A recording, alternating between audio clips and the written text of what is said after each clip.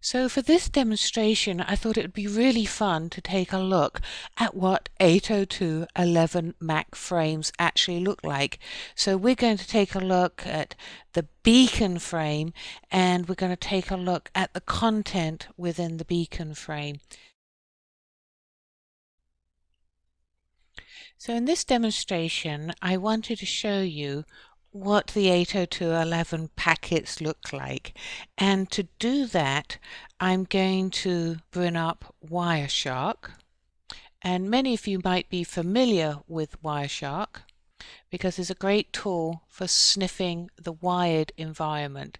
However, what I'm going to do is I'm going to use it with my ear PCAP adapter, which is a wireless adapter and therefore will capture packets both in the 2.4 and the 5 gigahertz band.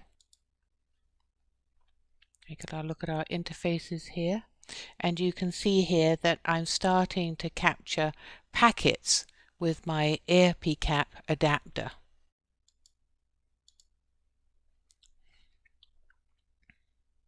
There we go. So we can see that I'm busily there capturing 802.11 traffic here. So let me just move this up. There we go. And let me see if we can find a beacon. Here is a beacon frame. We can see here the time it was captured. Let me just move this out of the way. The time. We've got the source and destination MAC addresses. Here, of course, is a broadcast MAC address. And over here you can see is a beacon frame. Just scroll this across. You can see here the beacon interval, and here's the SSID. So let's go take a closer look at that down here.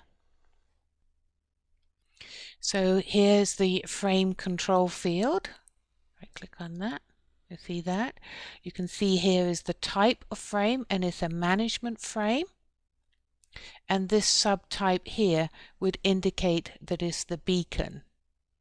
You can see the duration value is set to 0 because of course this is just one frame and I'm not looking to reserve the resources to get an acknowledgement back. We come down a little bit more. You can see is a broadcast MAC address. Here's the MAC address of the access point, which is the source address. It's not been fragmented, and here's the sequence number, and here's the frame check sequence. Open this up. Let's take a look at the parameters as being held within the beacon frame. You can see here is the timestamp. So this indicates the time when the beacon was actually transmitted. The timestamp's actually added at the point of transmission, not when the MAC frame's created. It's actually put on there when it's transmitted.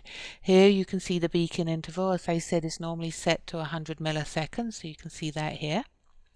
And let's take a look at the capability information.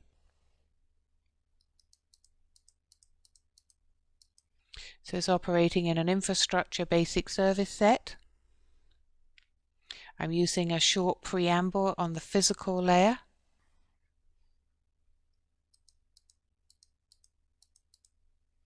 I've got power saved delivery mode here. It says it's not implemented on this one. I've got 802.11b here, an IRFDM modulation not allowed. So it's just using IRFDM. I've got 802.11b turned off on this access point. Let's take a look at our tag parameters.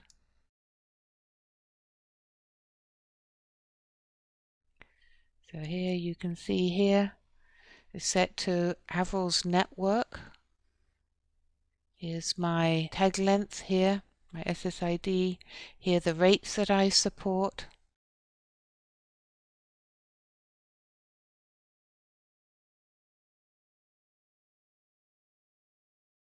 Here you can see I'm operating on channel 11.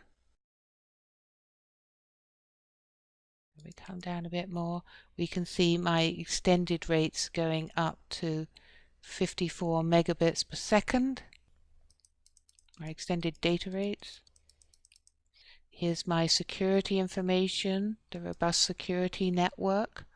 We can see here this 48 here applies to the initialization vector. Here you can see I'm using TKIP, a pairwise cipher suite. Take a look at this last one. And again, you can see some of the parameters here that I'm setting for security. I take a look, see if we've got any vendor-specific information. See here, Microsoft, WPA information element. So Microsoft's included some specific elements here that they're using to provide some additional features and capabilities.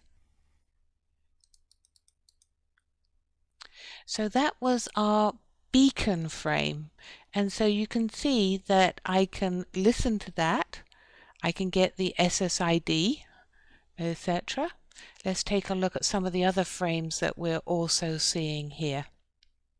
So here you can see a reassociation request. Here's an acknowledgement. Here's a clear to send, send a clear to send, and then I'd expect to see a request to send above that. Here you can see contention-free end, contention-free acknowledgement. Here's some data frames. Here's an authentication frame. So again, many of the management, the control, and the data frames that we were talking about in the previous lesson are shown here on this demo. Here's another acknowledgement. And let me show you, I'm still collecting data here. And just so you can watch it coming in live, you can see there the probe responses, probe requests being made. And so you can see the kind of traffic that's being generated.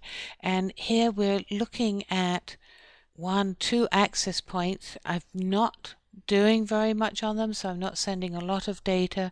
And you can see I'm regularly sending out probe requests. I've got beacons going on as my devices continue to connect and send some data. So I hope you found this interesting. If you've not done this before, do think about getting a wireless capture card and putting it on Wireshark, because I think you'll find this particularly valuable just to take a look at these packets. And again, it's very easy to do.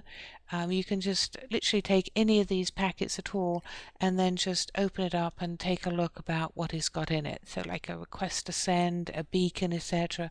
You can literally look at the type of information. I mean, look at this request to send here and the duration, and this is in, so I'm looking for it here, and so I can really start to understand what is the data that I'm actually transmitting over the air. So again, I encourage you to do this, and most of you are probably very familiar with Wireshark as a tool for sniffing over the wired networks, and here I'm using it to sniff over the wireless networks. So I hope you found this demo interesting. Thank you for listening.